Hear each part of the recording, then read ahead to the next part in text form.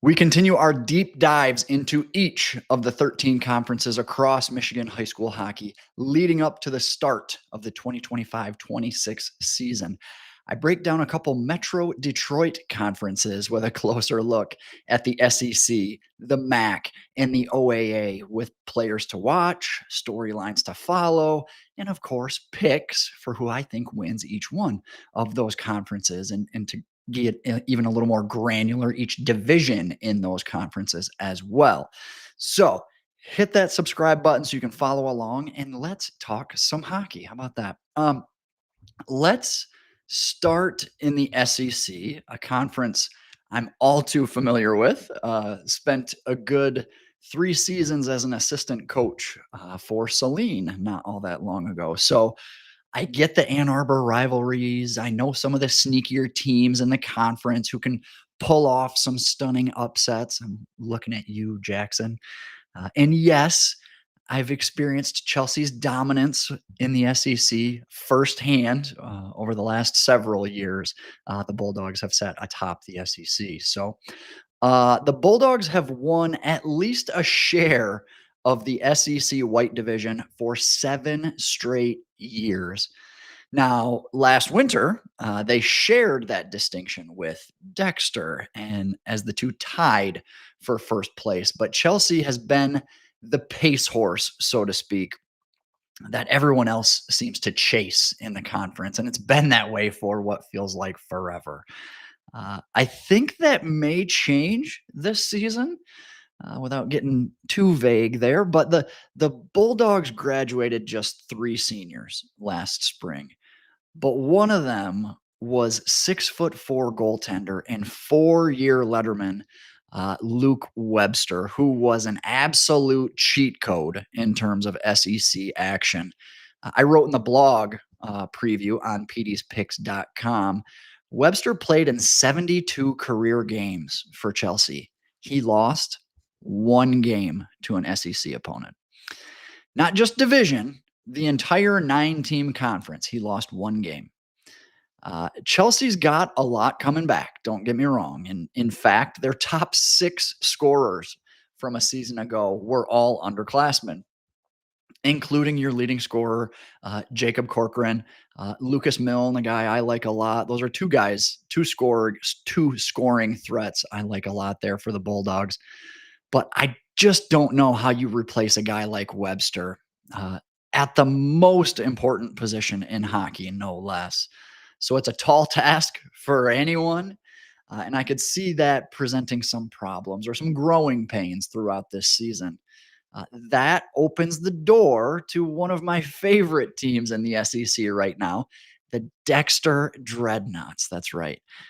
They had a wicked hot season last year, 21 wins just a season ago. Had a ton of people blowing me up about the quote unquote disrespect and you're sleeping on Dexter. And yeah. I got the DMs in the comments on Instagram. I saw it. And I'll admit it was a rather large senior class who, from the outside looking in, I was expecting a bit of a flash in the pan. A team comes on the scene for a season or two, has a nice run with a particularly tight knit group or a class of players that came up together. They graduate, and then the program falls back on hard times.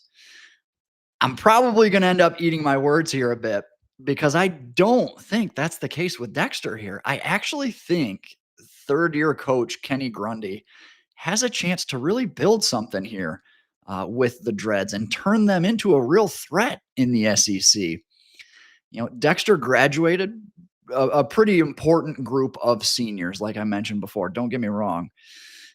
And that was partly my concern in buying in last year. But, leading scorer Jeremy Schroeder is back, 33 goals, 61 points just a season ago. Cam Enyedy might have to log a lot of minutes on the back end after they lost their top 2D as well. But there are pieces in place for the Dreads to continue building around for the future. So you are breaking in a new goalie. That's a bit of a concern as well, but kind of the narrative for a lot of teams in the SEC right now. The Dreads may have to, I'll call it smoke and mirror it a little bit, play matchups, try to expose and get your top guys out there in a favorable matchup, play really tight D, and stifle some opponents' top offensive threats. But some of you may remember uh, Coach Grundy was a pretty damn successful with a similar roster build during his time at Pinckney. And I remember it all too well, going into the Arctic Coliseum with a Saline team that was better on paper, was deeper on paper, had a better goalie on paper, and the Pinckney Pirates scored 3 goals in the first 2 shifts, and we ended up getting our doors blown off 7-2. So, thanks a lot for that, coach. I haven't forgotten. But he gets his kids to play hard, and that Pinckney team played like an absolute psychopaths, flying around on a forecheck, playing hard, being tough to play against. If he can get Dexter to play half that structured and motivated as he did with those players at Pinckney, they'll be a real tough out in the SEC. Let me shift gears here to the Red Division. Your Ann Arbor schools, my Saline Hornets, Bedford on the other side of the conference here. And I got to talk about Pioneer here for a minute. And that's not easy for me to do considering they were, our big rival during my time with Saline. But I think this is their year in other ways than just SEC action. They won the SEC division a year ago, but now I think they're shifting gears and setting their sights on statewide accomplishments. There's a few indicators I look for or come across during the spring, summer, fall that usually tip me off on up and coming programs or teams that might be on the verge of a big year or feel pretty confident about the bunch they got coming in. So when I see 5 guys from one school that you don't normally see at an MDHL tryouts or an MHA tryouts, that's usually a good sign that the coach thinks he's got something brewing this season. Max Comedon, the top forward for Pio last season. Nolan Kresge, a top defenseman. Nolan Miller, Brendan Stone, newcomer Jack German from the AAA circuit coming over, all at MDHL tryouts this past August.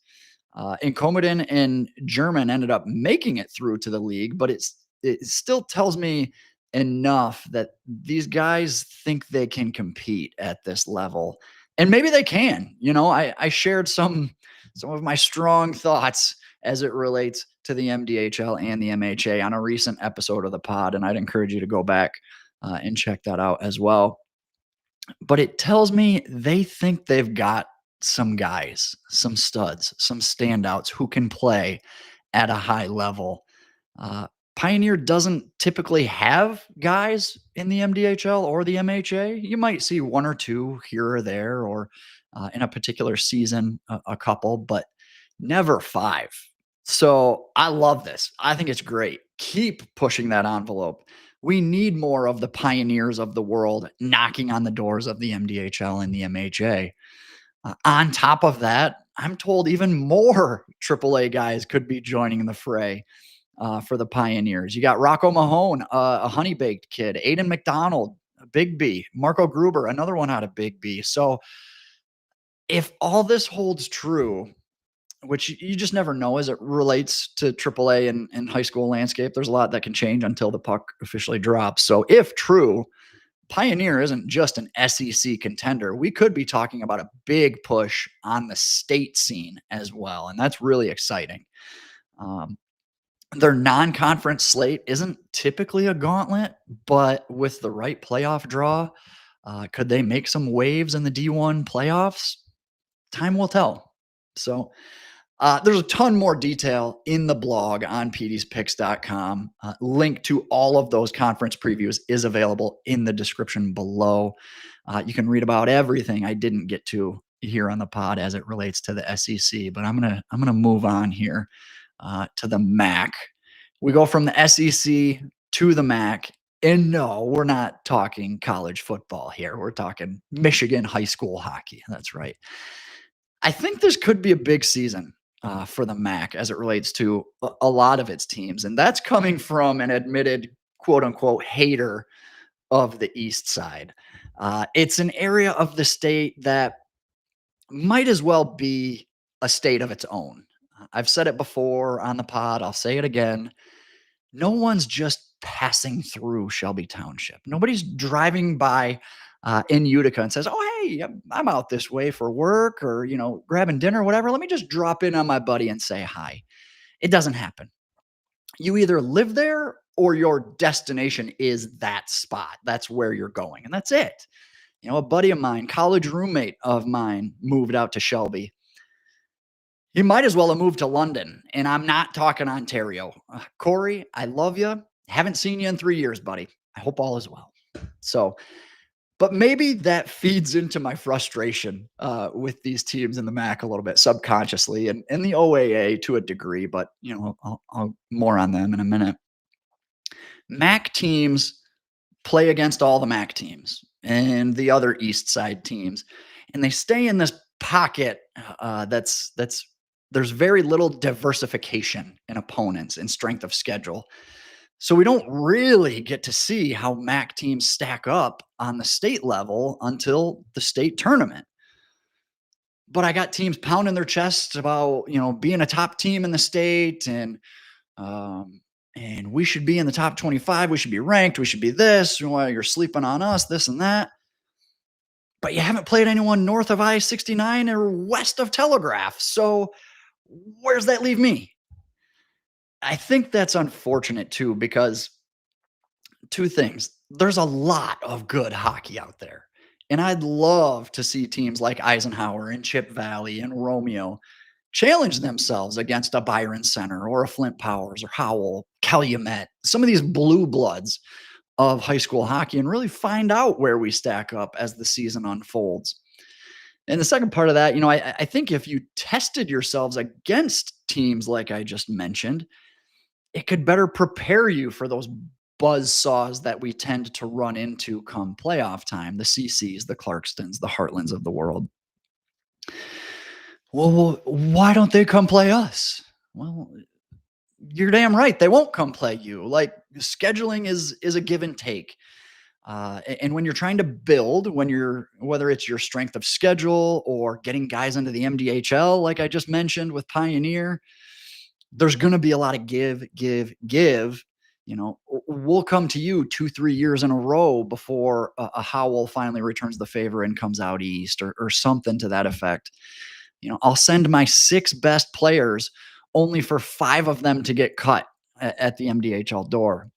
It's a process. It's just like we tell our kids, man, keep knocking, keep coming back, make them tell you no. Pick up the phone, send an email, make those top programs tell you no. Hey, you know what? We don't have a spot for you on our schedule.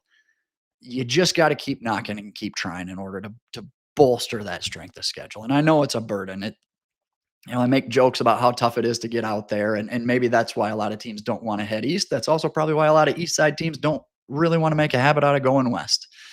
But I think there's a ton of value there. And I think for some of those MAC schools, the OAAs, you might have to go west 2, 3, 4 times before one of those west teams returns the favor and comes to you. But man, that's how you build a program. That's how you toughen your guys up. That's how you get them ready for playoffs and a big push there. So just my 2 cents on that. But to bring my optimism back to the surface as far as the MAC is concerned, another team that uncharacteristically had a lot of guys at fall tryouts was Eisenhower. 5 guys: Bode Farr, Weston Zadaric, Connor Holmes, Nate Schilke, Joey Zelenik. All 5 of them made it through to the league, I believe. And Farr and Schilke were tournament team guys for the MD as well. So I went in great detail about Farr in the MAC preview, linked in the description below. I think he's had a great 12 to 14 months following what I'd call the traditional high school path and doing the right things, going to the right tryouts, going to the right events. I'm hopeful it'll pay off for him in a big way. And similarly, pay off for Ike in a big way. Great success last season, 16 wins. You return a bunch of guys, Farr, Sawyer Hotchkiss, your 1-2 punch offensively. Very few get that luxury of returning two such pivotal players to your lineup. Eagles get them back. They also get goalie Connor Holmes back. Huge.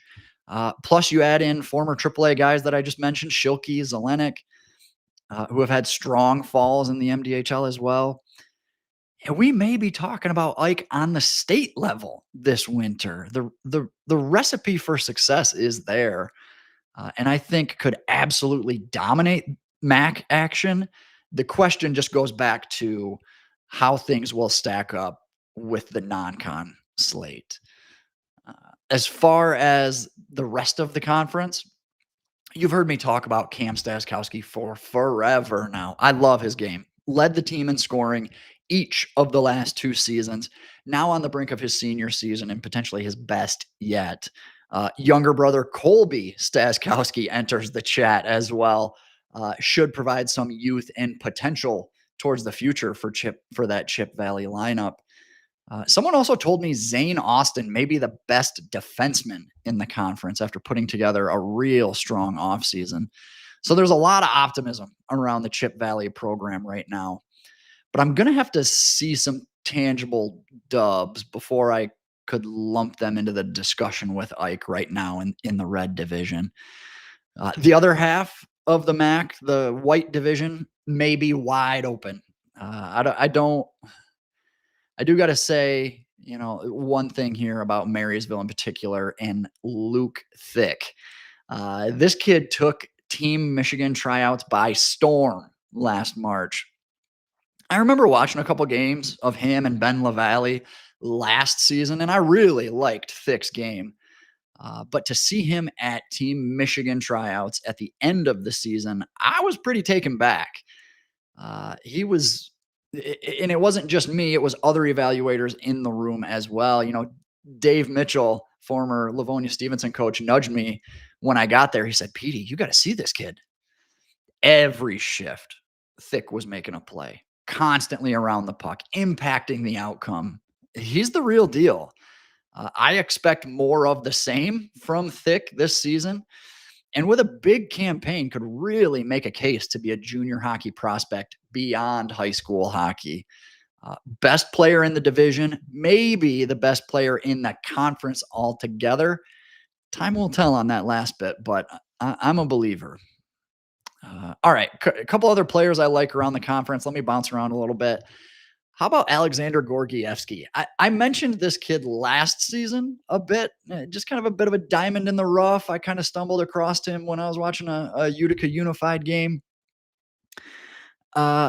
Utica Unified was the only team in the MAC to finish below 500, but I'm telling you, Gorgievsky is a player. 30 goals last season. He's big. I only saw him on film, but shit, man, he looked 6'3", 6'4" on skates from afar. I don't know how big, but he's big. He's a big boy. Skates well, flashy hands, and obviously a knack for finishing. I'm also starting to hear more and more people talk about him too, which is encouraging. So I do wish, though, we'd have gotten a chance to maybe see him at one of these MDHL or MHA tryouts this past fall. That's kind of the next step, I feel like, for a lot of these one-off, I'll call them hidden gem type of prospects in high school hockey. Let's get you on the big stage. I got to see you go up against some of high school hockey's best to really see where you stack up and separate the contenders from pretenders, so to speak. I'm going to continue bouncing around here a little bit. I'm a little all over the place here, but St. Clair Shores, one of only a handful of teams I've seen so far that would return all 3 of their top scorers from a season ago. A real nice 3-pronged attack. Plus, you got Zach Del Monte on the back end and a returning goalie in net. This is a Lakers team that went undefeated in MAC white action with this group. Why couldn't they do it again a second time? If you want more MAC talk, like I said, there's plenty more, you can find there at pdspicks.com. My Instagram as well. I don't think it's linked here, but you can find me obviously at PD's Picks. Complete conference standings, predictions, and projections for all of the conferences we talk about here on the pod, plus more players to watch and a ton of in-depth content there on Instagram as well. So be sure to connect with me. DMs are open. You ever want to chat about any of these players, teams, your predictions, I'm all for it. So, all right, let's wrap things up with the OAA. And for the last few years, it's really been Clarkston and everyone else in the OAA. And that's a real testament to what Coach Nathan Breyer has done with the program in what feels like just a few short years. He's winning 20 plus games a year, gone toe to toe with high school hockey's best, the CCs, the Brightons, the Heartlands of the world. The Wolves are at major showcases and big events on the high school calendar. They're making it to the Final Four, cranking out junior hockey prospects year over year. Ron Wade, Evan Adams, Trey Damian, Owen Croston. The list just keeps going. Clarkston has become a hockey factory. And in a lot of ways, high school hockey's newest blue blood, thanks to Coach Breyer and staff. The rest of the OAA had largely been left in the dust during this recent run. And the Wolves are set to reload again this season, replacing last year's leading scorer, Kyle Lynch, with the next man up, Gavin Anderson. They'll replace last year's top D, Trey Damian, with the next man up, Ryan Wilford. And the Wolves just keep humming along without missing a beat here. You know, I call it reload status. They don't rebuild, they reload. And very, very few programs around the state get to this point. There's up years and down years, but for Clarkston, it's just our year. But I'm looking at third year coach Tucker Penning and what he's got going on with Rochester United. And I can't help but see shades of what Clarkston once was not too long ago. It may not be this year or even next, but if RU is able to continue on this path, I could see a scenario where they catch and compete with the likes of Clarkston. You know, talking with coach last year, I think he felt a lot of optimism around a young group and had hopeful eyes on the future, freshmen, sophomores, and in everything they could accomplish in years to come. But then RU went on an absolute roll. They winning 10 of their last 12 games. Grayson Heiser, Nolan Heiser ripping it up. Braden Buckler turning into a 20-20-40 guy as a sophomore. They didn't just take the OAA by storm, winning the Red Division. They took eventual D2 state finalist Livonia Stevenson all the way to overtime in the state playoffs. And I think if you asked them, they'd say they even surprised themselves a bit last year. But you've essentially fast-tracked this quote-unquote rebuild process in Rochester. This is a program that's ready to win now, a program that had produced NCAA talent like Max Harper and Marshall Bowery. They were a 500 team when Penning took over, but a proud program that had achieved a lot in its heyday. And now feels like they're returning to that status, winning 20 games. They're returning a bunch of talented players at all three levels of the lineup. They've got young guys, 7th, 8th graders, freshmen, excited about the program, chomping at the bit to get involved. Buy stock in RU now because it's about to go to the moon, baby. I am all in on the boys this season. They may not beat Clarkston head to head in the matchup this season, but the day is coming. Nolan Heiser, just a junior. Braden Buckler, just a junior. Captain Mason McCautry is back and healthy this season. Ethan Hazelhune, an MHA kid, he's been playing at a high level for the past 3 months. They've got some new guys coming in with a lot of excitement around them too. I just think this could be a special group, not just this year, but for the foreseeable future as well.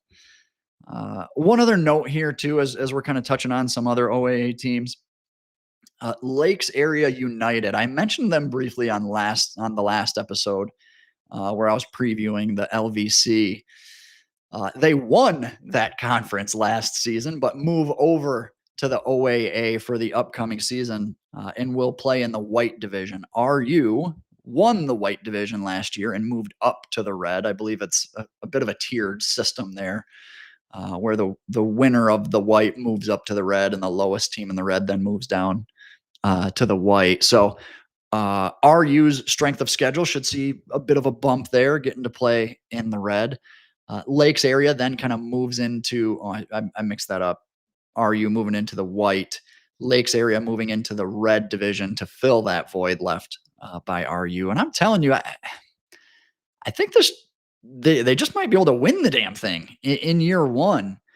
I'm going to call them LAU here. I don't know any other way to go about it other than Lakes area. So I'll go with LAU. Lost a pretty important piece to graduation in Jacob Van Sweden, who I had to look him up real quick, but was actually playing in the USPHL this fall. So hats off to him there. But he had played every game for the last 2 seasons for Lakes area. So they've got a pretty big hole to fill there in net, but there's also some pretty important returners back as well. Logan Sheet. Holy sheet. Somebody help me out here. Logan Scheit was the highest scoring freshman in the state last season with 51 points. I think the schedule gets a little more difficult for Lakes area here. So it'll be interesting to see how or if his production is impacted at all. Definitely one to keep an eye on there.